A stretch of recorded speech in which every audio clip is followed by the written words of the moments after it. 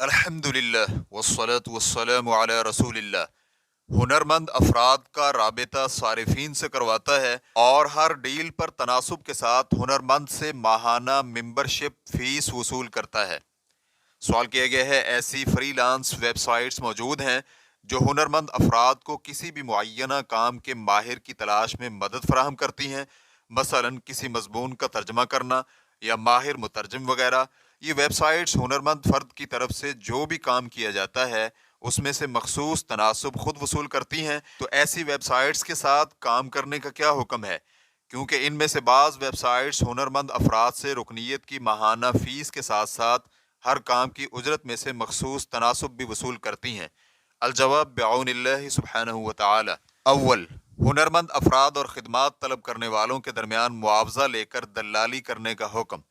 ہنرمند افراد اور خدمات طلب کرنے والوں کے درمیان معاوضہ لے کر دلالی کرنا جائز ہے کہ جس کام کے لیے دلالی کا کام کیا ہے اس میں سے مخصوص مقدار میں معاوضہ لیا جائے، اور یہ جائز دلالی کی صورت ہے۔ اس میں شرط یہ ہے کہ جس کام کے لیے دلالی کی جائے وہ کام بذات خود جائز ہو۔ تاہم ایسا کام جس میں ویب سائٹ کی جانب سے کسی قسم کی رہنمائی یا معاونت وغیرہ نہیں کی گئی، تو ایسی صورت میں ہنرمند افراد سے معاوضہ لینے کے جواز کی کوئی وجہ نہیں ہے۔ مثلا پہلا کام کرنے کے بعد اگر ہنرمند فرد اور گاہک کے درمیان تعلق بن گیا اور گاہک نے ہنرمند شخص سے ویب سائٹ سے ہٹ کر ذاتی رابطے کے ذریعے مزید کام بھی کروائے، تو ویب سائٹ کو صرف پہلے کام کی وجہ سے ہی دلالی کا معاوضہ ملے گا، اس کے بعد والے کاموں کا معاوضہ نہیں ملے گا۔ دلالی کے معاوضے کے لیے مخصوص رقم بھی جائز ہے، یا قیمت یا اجرت کا مخصوص تناسب مقرر کرنا بھی جائز ہے، جیسے کہ دائمی فتویٰ کمیٹی کی فتاویٰ جلد نمبر 13 صفحہ نمبر 131 میں ہے، دلال شخص کے لیے مال تجارت کی مقرر ہونے والی قیمت فروخت میں سے مخصوص تناسب کے برابر دلالی کا معاوضہ لینا جائز ہے۔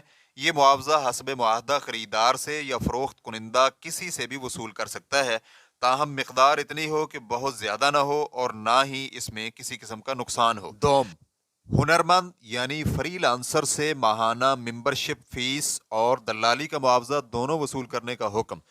ہنرمند افراد سے ماہانہ ممبرشپ فیس اور ہر کام کی الگ سے دلالی دونوں وصول کرنا جائز نہیں ہے، کیونکہ دلالی کے معاوضہ کا تو یہی تناسب ہے، اس لیے ماہانہ ممبرشپ فیس باطل طریقے سے لوگوں کا مال ہڑپ کرنے کے زمرے میں شامل ہوگی۔ لیکن اگر ویب سائٹ کی جانب سے ہنرمند افراد کے لیے پورا مہینہ ایسی ونڈو مہیا کی جاتی ہو جہاں وہ اپنے مکمل کردہ منصوبوں کو پیش کر سکیں، جیسے کہ بعض ویب سائٹس میں اسے پورٹ فولیو کہا جاتا ہے، تو یہ جائز ہے، اس میں کوئی حرج نہیں ہے۔